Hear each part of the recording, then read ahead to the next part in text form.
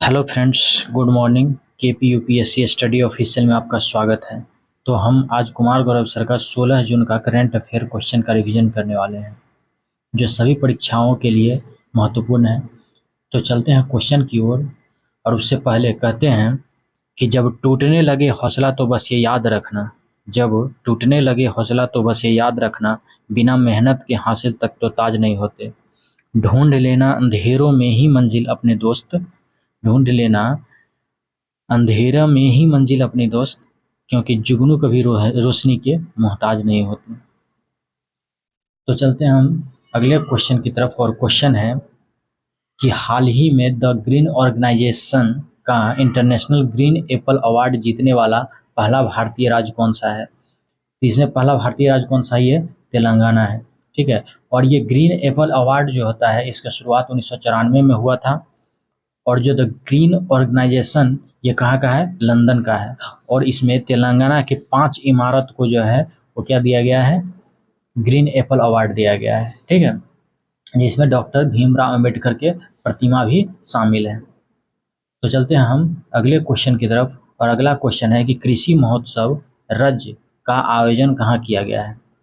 तो जैसा कि हम जानते हैं कि रज का जो है वो कहाँ पर? उड़ीसा में है।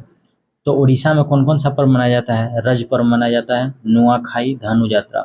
तो नुआखाई क्या है कि नया चावल जो होता है उसके उपलक्ष्य में मनाया जाता है। जो नया धान उत्पन्न होता है, मतलब जो निकाला जाता है खेत से, उससे खीर बना करके भगवान को पहले समर्पित किया जाता है। ठीक है।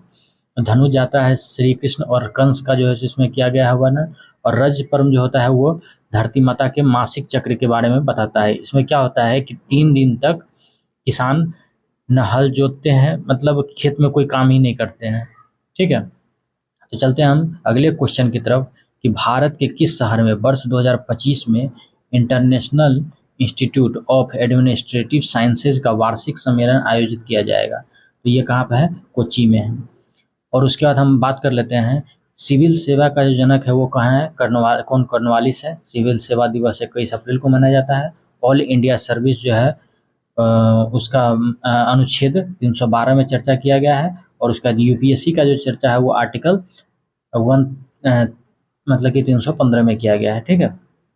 तो चलते हैं हम फिर से अगले स्लाइड की ओर। और अगले स्लाइड में है कि ब्रिक्स का जो होता है वो 2023 का सम्मेलन कहाँ पे होगा।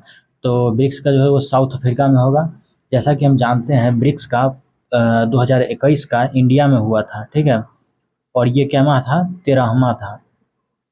और उसके बाद चाइना में जो हुआ था वो कहाँ है? ये 2022 का।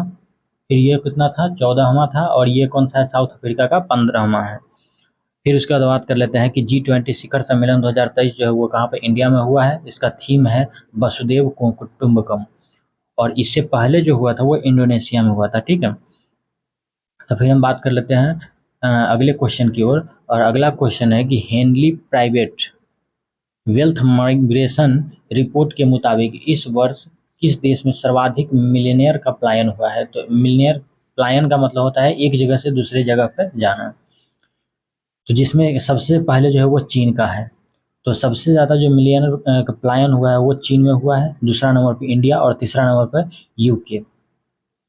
और उसके बाद बात रहा ये आउटफ्लो का मतलब जो होता है ये यहाँ से गया, जो मिलियनर जो है वो यहाँ से गया हुआ है। और आया कहाँ से ज़्यादा? तो ये है पहला स्थान पे है ऑस्ट्रेलिया, जिसको इनफ्लो कहते हैं, इनफ्लो। ठीक है। और उसके बाद दूसरा नंबर पे है यूएई, तीसरा नंबर पे है सिंगापुर। तो इस तीनों में आया है और उसके इस तीनों में गया है। ठीक है। इस तीनों में आया और इस तीनों में गया। फिर हम बात कर लेते हैं अगले क्वेश्चन की तरफ। और अगला क्वेश्चन है कि हाल ही में आईएनएस सतपुरा ने किस देश में आयोजित बहुपक्षीय नौसेना अभ्यास कोमोडो में भारत का प्रतिनिधित्व किया है। तो कोमोडो में किसने? इंडोनेशिया का जैसे भारत का प्रतिनिधित्व किया है। अब बात कर लेते हैं कोमोडो अभ्यास का। तो ये क्या है? इंडोनेशिया के मकासर शहर में होस्ट किया गया। और यह नेवी का जो है सो वो अभ्यास है। और इसमें आईएनएस सतपुरा भारत की तरफ से भाग लिया है और यह चौथा संस्करण है। ठीक है। तो हम बात कर लेते हैं कि इंडोनेशिया और भारत के बीच में होने वाले अभ्यास में तो ये गरुड़ शक्ति और उसका समुद्र शक्ति, ये जो दो अभ्यास है ये भी भारत और इंडोनेशिया के बीच में होता है।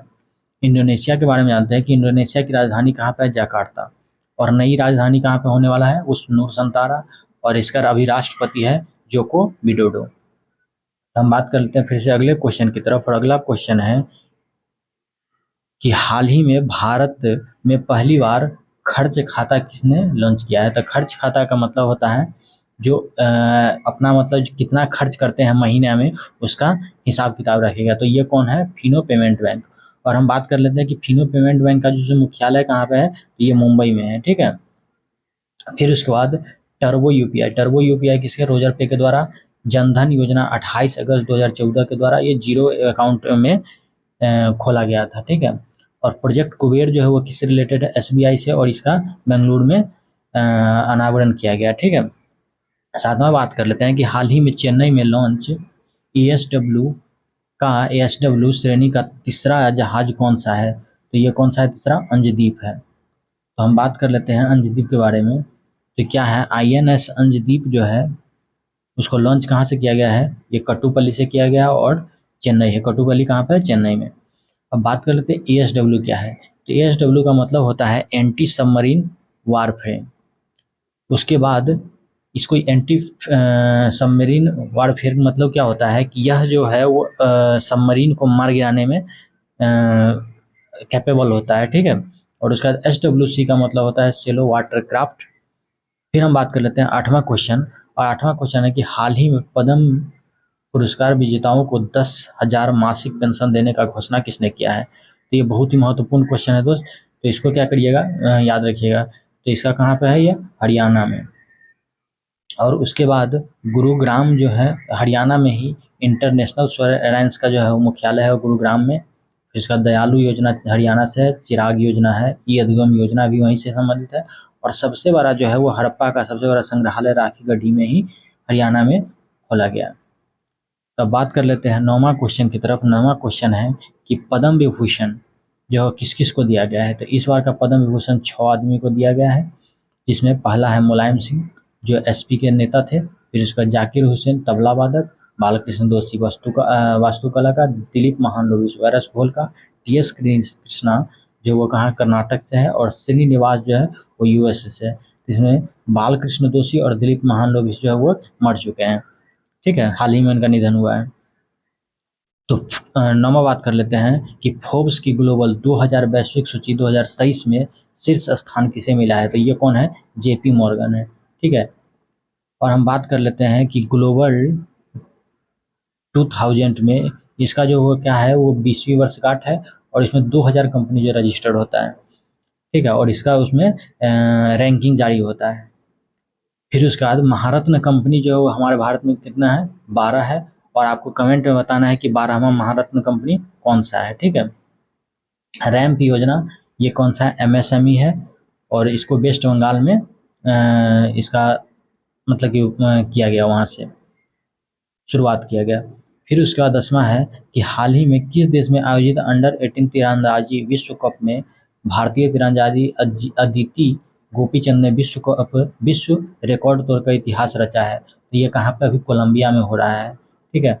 तो अभी जो है ये कहाँ पर, कोलंबिया में हो रहा है अंडर 18 तीरंदाजी विश्व कप। तो हम बात कर लेते हैं कि अंडर 18 तीरंदाजी विश्व कप में अदिति गोपीचंद जो है वो क्या है, 720 में 711 अंक हासिल किए। फीफा वर्ल्ड कप 2023 जो वो कतर में हुआ है, और अर्जेंटीना इसका विनर रहा, और उसके बाद उपविजेता फ्रांस रहा, ठीक है। फिर अंडर 18 महिला विश्व कप में साउथ अफ्रीका में हुआ था, और उसके बाद इसका विनर जो है वो भारत रहा। हॉकी वर्ल्ड कप जो है ये उड़ीसा के राउरकेला स्टेडियम में हुआ था, बिरसा मुंडा स्टेडियम में। फिर उसके बाद ये जो है वो जर्मनी इसमें विजेता रहा, और बेल्जियम इसका उपविजेता रहा। तो अगर दोस्तों वीडियो अगर अच्छा लगा हो तो लाइक कीजिए, शेयर कीजिए और सब्सक्राइब कीजिए, और साथ ही बेल आइकन को प्रेस कर लेटेस्ट नोटिफिकेशन को प्राप्त करने के लिए। तो मिलते हैं हम फिर नेक्स्ट वीडियो में इससे अच्छे वीडियो के साथ। तब तक के लिए धन्यवाद, जय हिंद।